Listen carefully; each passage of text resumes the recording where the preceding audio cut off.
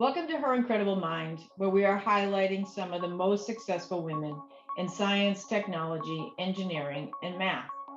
These women are inspirational leaders, showing resilience in the face of adversity. By sharing these success stories, we hope to gain insight, inspire, and help guide those who are struggling on their journey within this industry. Hopefully, their stories will inspire you or someone you know to pursue a career in STEAM.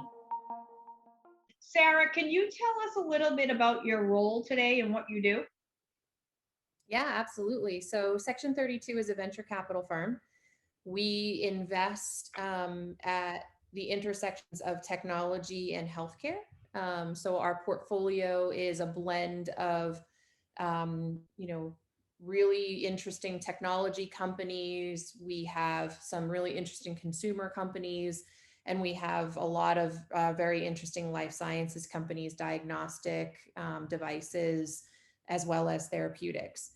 And my role in the firm is I'm the chief people officer for the firm, but I also support and advise all of our companies in our portfolio. So I work with all tech and life sciences companies on growing teams and culture and finding the right talent for the work that they're trying to do, and helping them with employment matters, compensation, all just different types of things. But most relevant to this is the sort of career side of the work that I do. That's great. That's great. It's interesting to think about the evolution, right, from chief HR officer to somewhat more of the chief people officer, which I think actually has a more of an encompassing, kind of role where it's talent acquisition and not just governance and in compliance, et cetera, around the talent that you're bringing in. So tell us how you decided on the role that you're in today. I love working with startup companies. I think that they're really fun. I love the mindset of the people. It's very creative. Um, I've always worked in life sciences. I love the mission of life sciences companies about trying to do good for patients and somehow create a better society for the world that we live in. And but I've always had this love affair with tech, and it's a fascinating industry to me.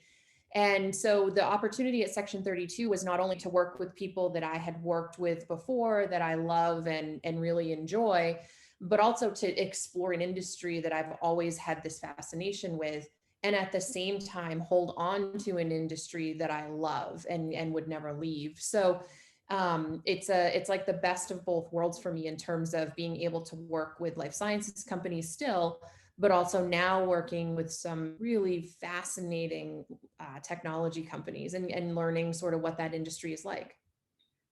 It's very interesting because a lot of the women that I'm interviewing now today are in this, like especially if they're in the life sciences, area industry.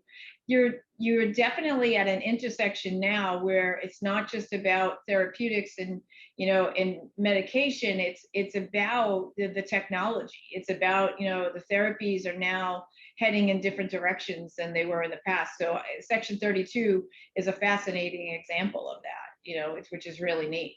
One of the cool things about what you just said is data is becoming more and more important in the patient journey and patient evolution. And I think that we're starting to now see these convergences of even therapeutics companies having a really important technology back end to them.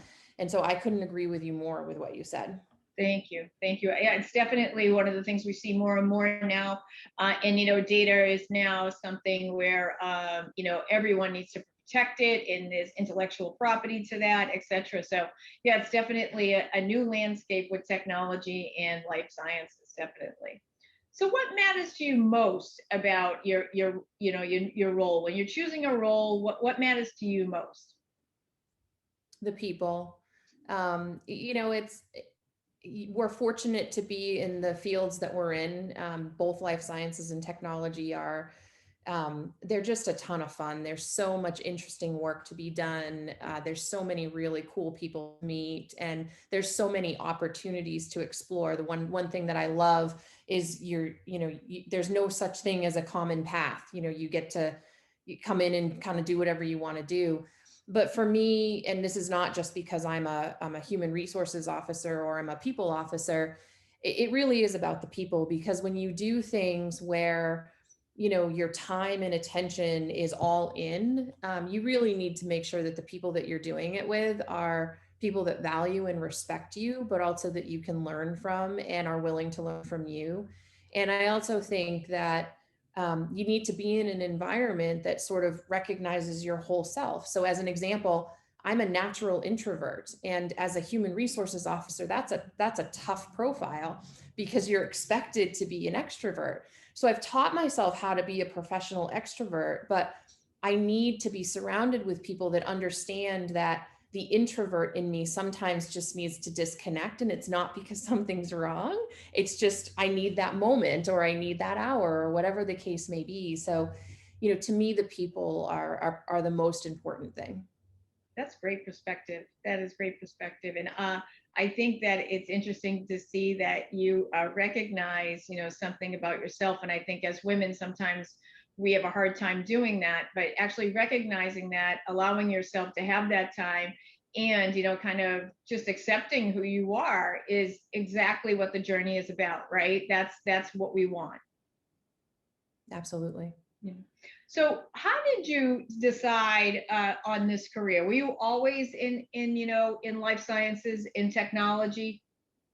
No, it was very accidental. So I actually went to school to be a sports reporter, and I was moonlighting at a very small station in New Hampshire and in the evenings, and making no money.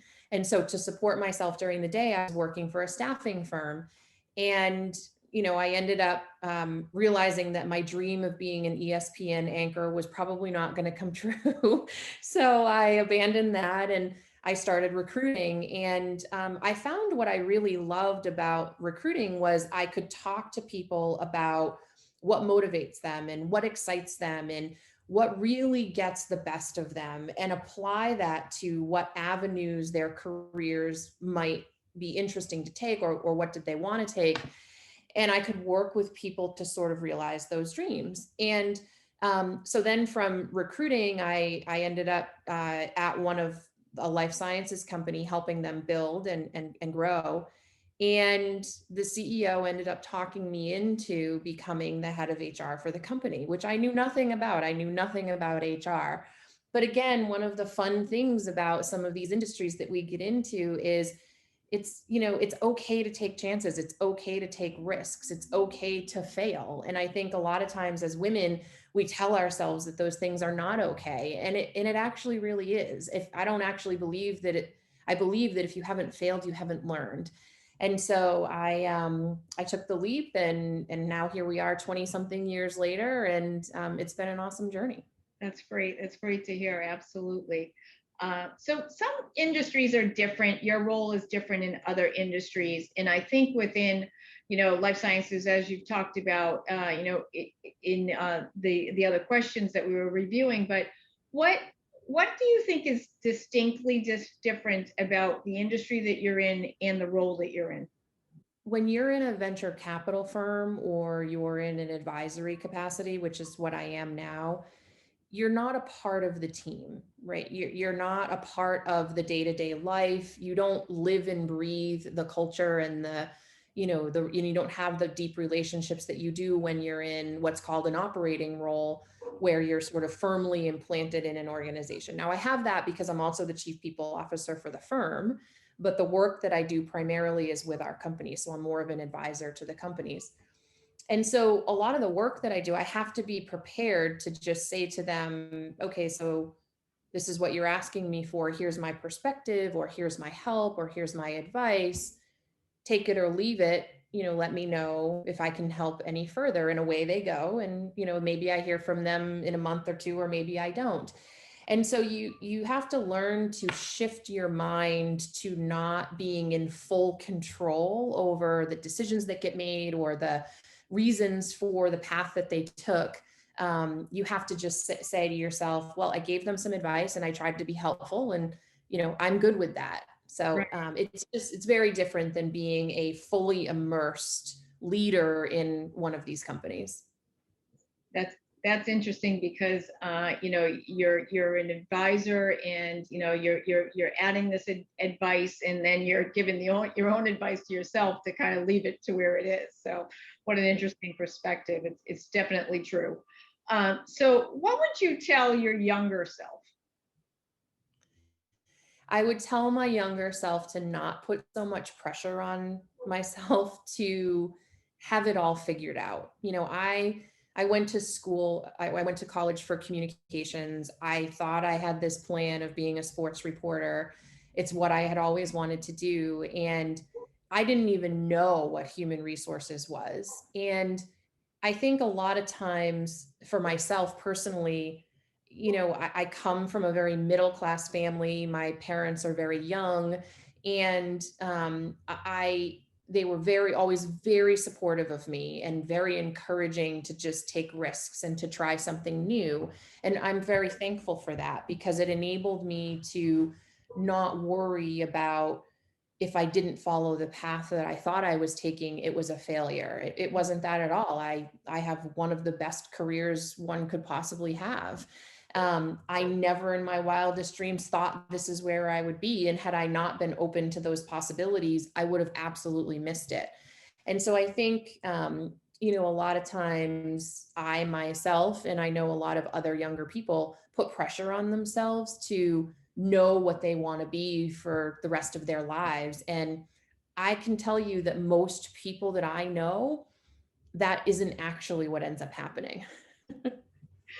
Absolutely, absolutely. So if you had to limit your LinkedIn profile to 3 words, what would you say? That's a really good question. So I would say fun, passionate, and trusting. Thank you, Sarah. Thank you for being with us today. We hope that you enjoyed being here on Her Incredible Mind and telling your story, because we appreciate you taking the time. It's been super fun. Thank you.